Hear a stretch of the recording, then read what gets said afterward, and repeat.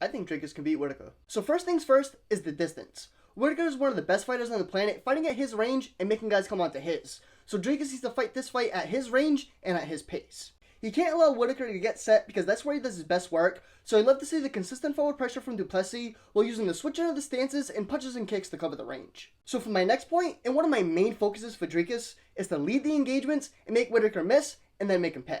Bobby Knuckles isn't the guy you want to stick and poke at from the outside, so Dricus needs to use his fakes and feints to draw reactions from Whittaker, then attack, being first and third while trying to make this as dirty as possible.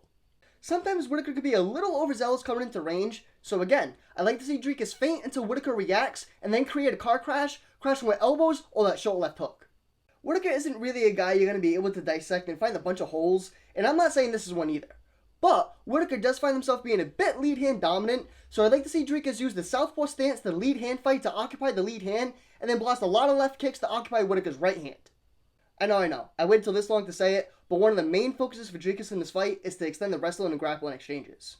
Now, that's not to say Dricus is going to be a fish out of water on the feet, but if you can extend those wrestling and grappling exchanges, especially early on, it'll help wear on Whittaker and maybe put him in a hole that's too deep to overcome in 15 minutes.